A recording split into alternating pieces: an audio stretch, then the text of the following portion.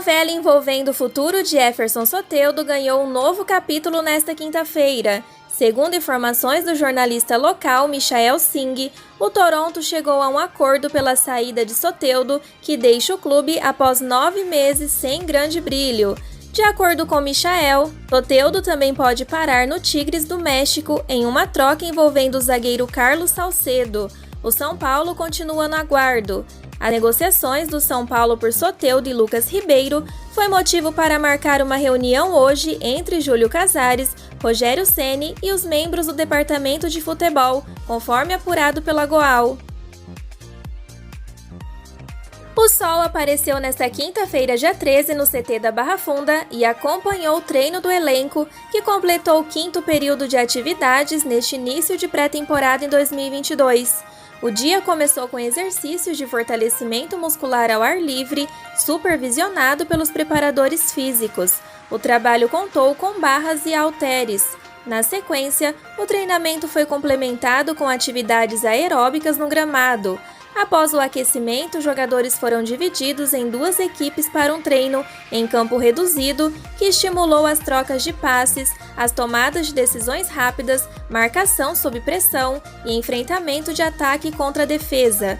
Ao término do treinamento, os atletas fizeram um alongamento com os preparadores físicos e puderam descansar depois de cumprir a agenda cheia dos últimos dias desde a reapresentação, que teve exames médicos, avaliações físicas e trabalhos com bola. O grupo retomará a preparação na manhã da próxima sexta-feira, dia 14. Atual campeão, o tricolor fará sua estreia no Campeonato Paulista de 2022 no dia 27 de janeiro, quinta-feira, às 21h30 no Estádio Brinco de Ouro da Princesa, em Campinas, diante do Guarani pela rodada de abertura. O Cerro Porteño anunciou a compra em definitivo do goleiro Jean até 2025. São Paulo irá receber 1,1 milhão de dólares, cerca de 6,2 milhões de reais. Na final da Supercopa do Paraguai, o goleiro Jean Fernandes resolveu devolver as provocações que sofreu da torcida do Olímpia e conseguiu ser expulso antes mesmo de a bola rolar. O lance pegou muita gente de surpresa e por muito pouco não custou a continuidade do arqueiro dentro do Cerro Porteño. Agora, de contrato renovado e com a poeira bem mais baixa, Jean Fernandes recebeu a punição do Tribunal Paraguaio e fica 3 jogos sem poder atuar. A decisão caiu como um grande alívio dentro do Cerro Porteño, que temia uma pena bem maior nos bastidores. O ex-atacante e 3º maior artilheiro da história do São Paulo, Luiz Fabiano, comentou sobre o que espera do tricolor sob o comando de Rogério Ceni na próxima temporada. Rogério joga para frente com times bem montados. O São Paulo vive um momento ruim pelos problemas que passa e isso é transmitido para o jogador, atrapalha o desempenho dentro de campo. Mas, sinceramente, só um cara que conhece a casa como o Rogério pode dar uma sequência boa para o São Paulo, afirmou o fabuloso em um evento de uma empresa onde é embaixador. Luiz Fabiano ainda afirmou que gostaria de ser treinado por Ceni. Os dois foram companheiros de time entre 2002 e 2004 e 2011 e 2015. O São Paulo prometeu uma despedida e até hoje estamos esperando, hein? O Palmeiras segue na tentativa de contratar Lucas Alário do Bayer Leverkusen para esta temporada, mas, segundo o jornalista Ekeren Connor, o São Paulo também estaria interessado na contratação do camisa 9. Lucas Alário não vive grande momento com a camisa do Bayer na atual temporada europeia, em que tem 16 jogos e apenas um gol. O atacante chegou ao clube em 2017 e desde então soma um total de 147 partidas, 52 gols e 12 assistências. O camisa 9 foi revelado no Colón da Argentina e no país também defendeu o River Plate. Lucas Alário também tem convocações para a seleção argentina e soma um total de 9 jogos e 3 gols. Porém, André Hernan, homem forte nas informações do tricolor, disse que o São Paulo não negocia com Lucas Alário e que o clube não cogitou o nome internamente. Antony, nosso menino de Cotia, foi convocado para a seleção brasileira para jogos contra Equador e Paraguai. Merecido demais! Visando o Campeonato Sul-Americano Sub-17, a técnica da Seleção Brasileira Feminina da categoria, Simone Jatobá, fez sua convocação preparatória para o torneio. O torneio será disputado em março no Uruguai, onde foram os últimos confrontos da seleção em 2021. Lá elas jogaram contra as donas da casa em 2 jogos, com uma vitória e um empate para Canarinho. A convocação visa um período para testes para o time, que conta com 26 atletas, e será feito durante os dias 16 de janeiro até 5 de fevereiro.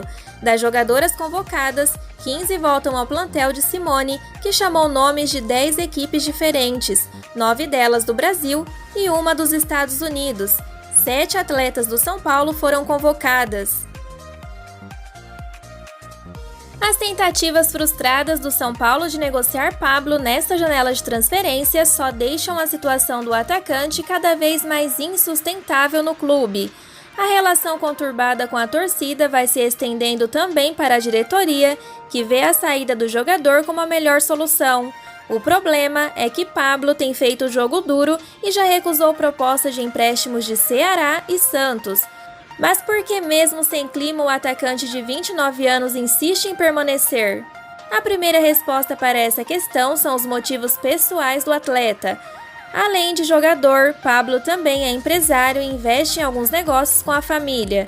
Desde 2019 em São Paulo, o jogador se estabeleceu na cidade e cuida de suas tarefas extra-futebol na capital paulista. Por ter nascido no Paraná e vivido o melhor momento de sua carreira no estado, Pablo também tem negócios na região. Por conta disso, se transferir para o Atlético é visto com bons olhos por ele e se tornou até um desejo. Além disso, a família de Pablo também gosta de Curitiba e não se oporia em retornar. Segundo a apuração do GE, o jogador até aceitaria reduzir o salário. O problema é que o Atlético não entra em acordo com São Paulo. O clube gostaria de contar novamente com Pablo, mas não quer pagar nada pelos direitos econômicos ou por um empréstimo. Mais do que isso, o Furacão se recusa a pagar a porcentagem de salário que o tricolor deseja. Em 2019, o jogador foi contratado junto ao próprio Atlético por 6 milhões de euros, 26,6 milhões de reais na cotação da época. Em conversas reservadas, membros da diretoria do São Paulo não escondem o incômodo com toda a situação. As atuações ruins do jogador, perseguido por torcedores, fizeram com que o clube o colocasse na lista de negociáveis, uma decisão potencializada pelo salário do atleta, que é alto.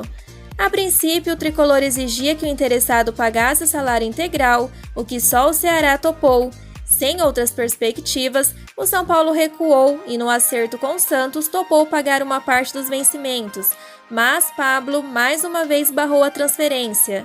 O clube, porém, não cogita afastar Pablo do elenco principal, o que desvalorizaria ainda mais o jogador, que claramente não está nos planos do clube para a temporada. Sem uma transferência, caberá a Rogério Ceni a decisão de utilizar ou não Pablo.